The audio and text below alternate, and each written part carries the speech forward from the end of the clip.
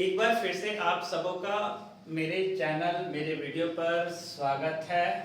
मैं आनंद कुमार आज आप लोगों के लिए क्लास 10th का चैप्टर 9 मैथ का लेके आया हूँ। त्रिकोणमिति के कुछ परिचय, कुछ प्रयोग। तो वीडियो को बिना स्किप किए हुए आप पूरे वीडियो को देखने का प्रयास कीजिएगा, क्योंकि ये जो चैप्टर है वो आपके लिए काफी फायदेमंद होने जा रहा है। फायदेमंद कैसे होने जा रहा है? तो जैक बोर्ड में आपका 5 नंबर का एक क्वेश्चन फिक्स है कि इस चैप्टर से आएगा। तो इस चैप्टर से आपका 5 नंबर का एक क्वेश्चन आने वाला है। तो आप मान के चल सकते हो, ये आपका 5 मार्क्स क्वेश्चन है। चैप्टर का नाम क्या है? त्रिकोणमिति के कुछ प्रयोग। त्रिकोणमिति के कुछ प्रयोग, और इसमें हमको क्या जानना है? डायरेक्ट क्वेश्चन पे ना जाके मैं पहले इसका बेस तैयार करने का प्रयास करना चाहता हूं। सबसे पहले हम लोग देखेंगे दृष्टि रेखा के बारे में, उसके बाद क्षैतिज रेखा देखेंगे, उन्नयन कोण देखेंगे और अवनमन कोण देखेंगे। पहले इन चारों चीजों को समझते हैं, उसके बाद जो है सो हम लोग बाकी सभी चीजों को देखते हैं। दृष्टि रेखा क्या हुआ? तो दृष्टि रेखा कहने का मतलब है, जैसे मान लीजिए हम यहाँ पे आपको अभी देख रहे हैं, तो ये यदि हम आपको देख रहे हैं तो मेरे आंख से जो लाइन निकला आपको देखने के लिए, जो लाइन बना उसको हम लोग दृष्टि रेखा कहते हैं। जैसे मान लीजिए मेरे बगल में ये बोर्ड है, तो ये बोर्ड है तो हम ऐसे करके देख रहे हैं, तो हम ऊपर देख रहे हैं, तो ये हमारा दृष्टि रेखा हुआ। यानी आंख से किसी वस्तु को जो देखते हैं तो उससे जो लाइन बनता है उसे हम लोग दृष्टि रेखा कह सकते हैं। दृष्टि रेखा, जैसे मान लीजिए यहाँ एक ऑब्जेक्ट है तो इसके लिए ये क्या हो जाएगा? दृष्टि रेखा हो जाएगा। यदि मान लीजिए यहाँ पे एक ऑब्जेक्ट है, यहाँ पे एक ऑब्जेक्ट है, तो यदि इसे यहाँ पे देखेंगे तो इसके लिए ये क्या होगा? ये आपका हो जाएगा दृष्टि रेखा हो जाएगा। दूसरा है क्षैतिज रेखा। क्षैतिज रेखा एक सीधी रेखा को, स्ट्रेट लाइन को हम लोग क्या कहते हैं? क्षैतिज रेखा कहते हैं। उन्नयन कोण क्या होता है? तो मान लीजिए उन्नयन कोण क्या होता है?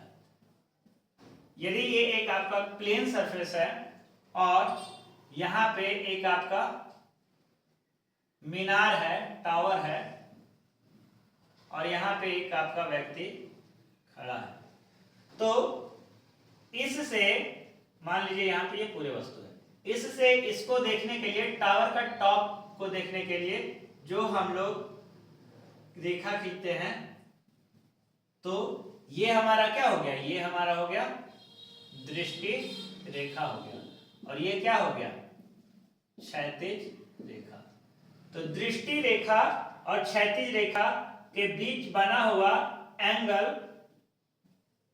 ऑफ एलिवेशन यानी उन्नयन कोण होता है, यानी उन्नयन कोण होता है। अब यहीं पे अवनमन कोण क्या होता है? मान लीजिए एक ऑब्जेक्ट है, यहाँ पे एक टावर है या पॉल है। अब यहां से इस पॉल पे खड़ा होके कोई मिस्त्री जो है, तो यहाँ पे ऐसे देख रहा है, तो इसके लिए ये क्या हो गया? ये हो गया क्षैतिज रेखा। ये क्या हो गया? क्षैतिज रेखा हो गया। ये क्या हो गया?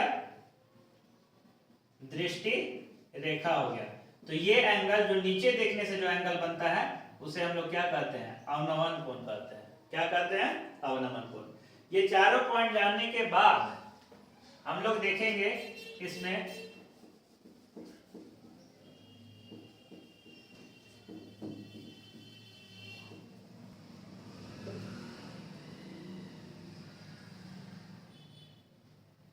मान लीजिए इसमें एक 3 फॉर्मूला अप्लाई होगा। तो तो मान लो ये आपका राइट एंगल ट्रायंगल है, ये आपका 90 डिग्री है, ये ए है, ये बी है, ये सी है। तो राइट एंगल ट्रायंगल में 90 डिग्री के सामने जो होता है वो आपका कर्ण होता है डिनोटेड बाय एच। जिस पे ये खड़ा होता है, तो जिस पे ये खड़ा होता है वो क्या होता है, आधार होता है डिनोटेड बाय बी। और जो खड़ा होता है उसे हम लोग क्या कहते हैं, लंब कहते हैं डिनोटेड बाय पी। यहाँ पे आपको 3 फॉर्मूला मालूम होना चाहिए। पहला क्या मालूम होना चाहिए, टेन थीटा। क्या मालूम होना चाहिए, टेन थीटा। जनरली यही फॉर्मूला यूज होता है। टेन थीटा बराबर क्या होता है, टेन थीटा बराबर होता है लंब बटा आधार यानी P बटा B। दूसरा फॉर्मूला मालूम होना चाहिए साइन थीटा। साइन थीटा बराबर क्या होता है, लंब बटा कर्ल यानी P बटा H। और तीसरा फॉर्मूला क्या मालूम होना चाहिए, कॉस थीटा यानी आधार बटा कर्ल यानी बेस बटा हाइपोटेन्यूज। ये 3 फॉर्मूला VBI है। साथ ही साथ आपको क्या मालूम होना चाहिए, तो मालूम होना चाहिए at least 10 0 degree, 10 30 degree, 10 45 degree, 10 60 degree, 10 90 degree का वैल्यू। इसमें ये और ये ज्यादा इंपॉर्टेंट है, ये आएगा आपका। तो ये आपका फॉर्मूला हुआ, ये आपका इस चैप्टर का बहुमूल्य फॉर्मूला VBI फॉर्मूला है। अब हम आपको एग्जांपल के थ्रू आपको कुछ क्वेश्चन बना के दिखाते हैं। आप इसका स्क्रीनशॉट लेना चाहते हैं तो ले लीजिए।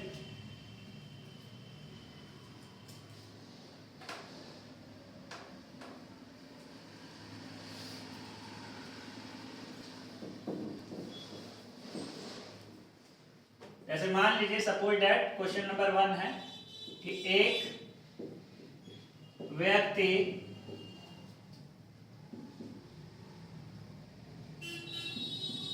धरती से किसी मीनार के ऊपर देखता है। धरती से मीनार को देखने से बना कोण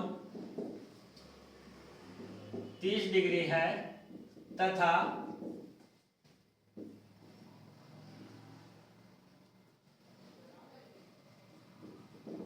व्यक्ति एवं मीनार के बीच दूरी 20 मीटर है, तो मीनार की ऊंचाई ज्ञात करें। अब यहां पे हम लोग क्वेश्चन में आंसर देते हैं। सॉल्यूशन,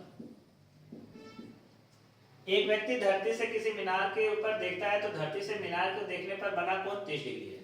तो सबसे पहले इसका फिगर ड्रॉ कीजिएगा। फिगर में आप मान लीजिए एक प्लेन सरफेस से धरती है, इस पे एक मीनार है।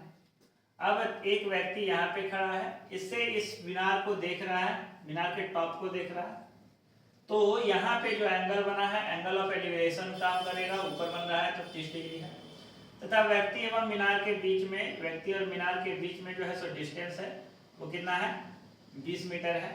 मान लीजिए ये मैन है, ये मीनार का ये मान लीजिए N है और ये मान लीजिए O है। तो मीनार की ऊंचाई ज्ञात कीजिए, यानी ON बराबर वाट, हमको ये निकालना है। तो इजी वे में हम लोग देखते हैं, बना के देखते हैं। थीटा बराबर कितना है, यहाँ पे 30 डिग्री है। MN यानी बेस कितना है, बेस बराबर कितना है 20 मीटर, यानी इसको हम लोग क्या चीज से डिनोट करेंगे, MN से। हमको क्या पूछा है, हाइट पूछा है, यानी ON पूछा है इज इक्वल टू 1। तो देखिए हम लोग फॉर्मूला कौन सा लगाएंगे, क्या हम लोग टेन लगाएंगे, साइन लगाएंगे या कॉस लगाएंगे। टेन का फॉर्मूला हम लोग देखे हैं P बटा b होता है, साइन का p बटा h होता है और cos का b बटा h होता है। तो हम लोग वो फॉर्मूला अप्लाई करेंगे जिसमें ये और ये टर्म आना चाहिए, यानी बेस आना चाहिए और परपेंडिकुलर आना चाहिए। तो बेस और परपेंडिकुलर टेन थीटा में आता है, तो हम लोग ये फॉर्मूला अप्लाई करेंगे। तो अप्लाई करेंगे टेन थीटा बराबर बेस b बटा p बटा b, परपेंडिकुलर और बेस। टेन थीटा के जगह पे हम लोग क्या पुट करेंगे 30 डिग्री। p हमारा कितना है, तो p हमारा p यानी ON है और b यानी MN है। टेन 30 डिग्री का वैल्यू होता है 1/√3। टेन 30 डिग्री का वैल्यू आपका 1/√3 होगा। ON हमको पता नहीं है, तो ON के जगह पे ON लिखेंगे और इसके जगह पे 20 मीटर लिखेंगे। इसको क्रिस क्रॉस गुना करेंगे तो ये इधर आ जाएगा, तो 1 × 20 मीटर अपॉन √3 बराबर ON, यानी ON बराबर हमारा आ गया 20 बटा √3 मीटर, यानी height of pole, height of मीनार यानी बिल्डिंग इक्वल टू 20 अपॉन √3 मीटर। ये हमारा आंसर हुआ। आप स्क्रीनशॉट कर लीजिए।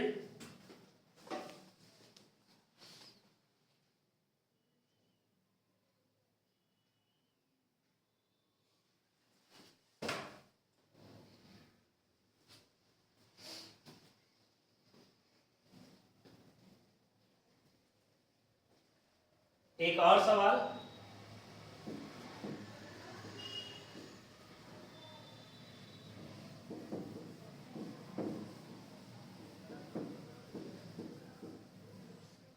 सवाल, क्वेश्चन नंबर मान लीजिए 2 है। ये आपको एग्जाम फिगर केवल ड्रॉ कर रहे हैं। मान लीजिए